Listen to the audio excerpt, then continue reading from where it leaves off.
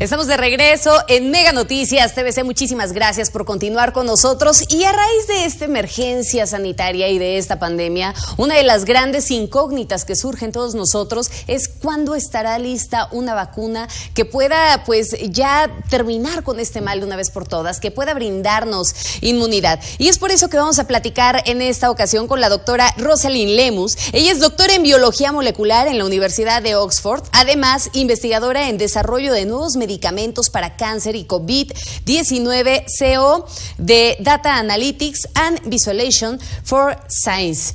Bienvenida, doctora, ¿cómo estás? Muchas gracias por tenerme aquí en tu espacio. Por favor, platícanos. Lograr una vacuna para el COVID-19 es una de las grandes metas que se tiene en este momento a nivel mundial, pero ¿cuánto tiempo podría llevarse? Una vacuna normal lleva alrededor de 10 años. Esta vacuna es muy especial porque se calcula que para septiembre del siguiente año ya podría estar lista. Se están haciendo pasos agigantados. Esto es algo muy peculiar. Ya se ha visto algo igual. Calculamos que sí, precisamente para septiembre del siguiente año ya podría estar lista.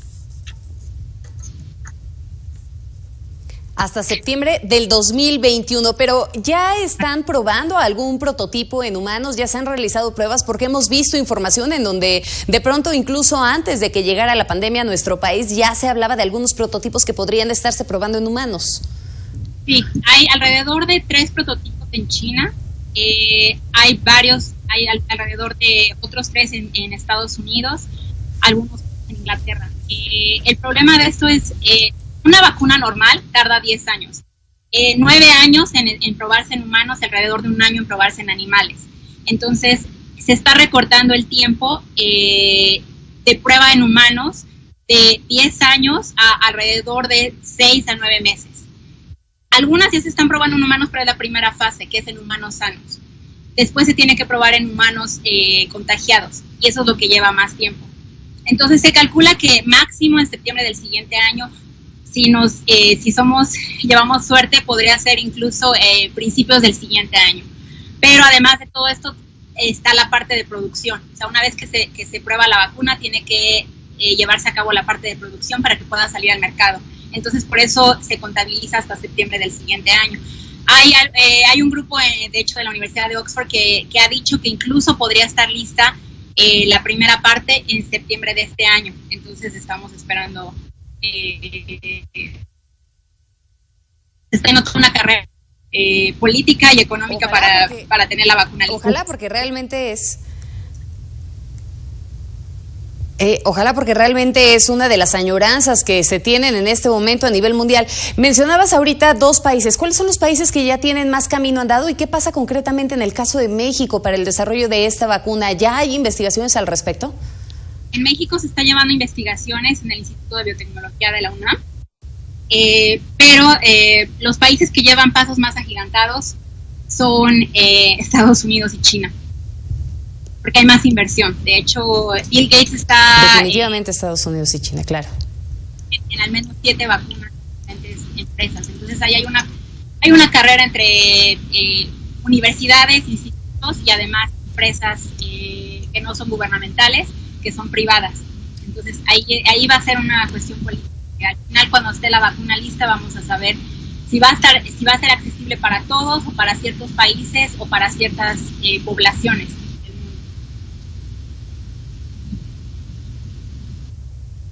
Y que esa es una de las grandes preguntas que han surgido, ¿no? Porque justamente esta mañana se presentaba en la conferencia mañanera, el presidente López Obrador hablaba también con nuestro representante frente a la ONU, en donde decían que pues se había hecho un llamamiento para evitar que los grandes países, los países que tienen un mayor poder adquisitivo, pues terminaran acaparando los mercados de los insumos e incluso una vacuna en dado caso que surgiera, ¿no? Y eso realmente nos lleva a pensar entonces cuál es el protocolo mediante el cual los países pueden adquirir esta vacuna de manera natural, de manera normal, como generalmente se maneja. Como generalmente se maneja es la farmacéutica o la productora de la vacuna saca la vacuna al mercado y entonces los países que quieran adquirirla la compran cierta cantidad de esa vacuna, que es lo que se espera que pase con esta vacuna. El problema con esta vacuna para SARS-CoV-2 es que no va a haber suficiente producción para todo el mundo. Va a ser imposible tener producción entonces se va a tener que escoger ciertas poblaciones, quizás personas que no han sido infectadas, que tengan, que sean mayores a 60 años o que tengan más, que estén en un grupo de riesgo y que a ellos se les aplique la vacuna, porque va a ser imposible tener una vacuna a gran producción para todo el mundo. Eso es lo que se va a tener que evaluar en el futuro, y es lo que va a ser diferente de esta vacuna, porque las vacunas anteriores de otras enfermedades son accesibles para todo el mundo, porque no son tan inminentes que se tengan y que bueno, ya una vez que esté esto,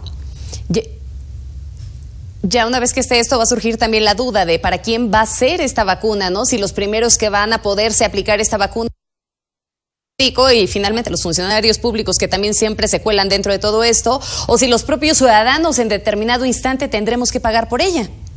Sí, y también no se sabe cuánto va a ser el precio de la vacuna, si el país que la descubra la va a poner a un precio accesible o va a ser gratis, o si va a ser demasiado cara. Eso es lo que todavía hay muchas interrogantes al respecto que se tendrán que resolver en el futuro.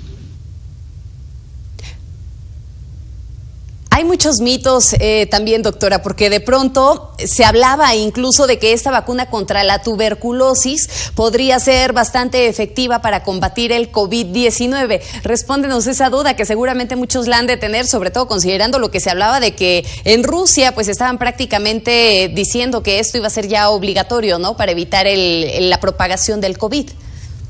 Sí, de hecho hubo un estudio en el Journal Lancet. Estudió diferentes países donde hay menos mortalidad por COVID, y se observó que esos países tenían la vacuna para tuberculosis obligatoria en las poblaciones infantiles. Entonces, definitivamente sí ha influenciado eso.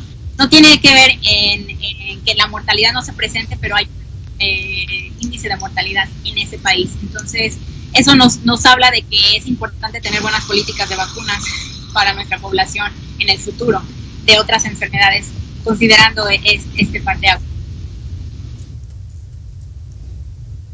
¿Qué opinión te merece esta creación y tanto movimiento que ha habido de los grupos antivacunas?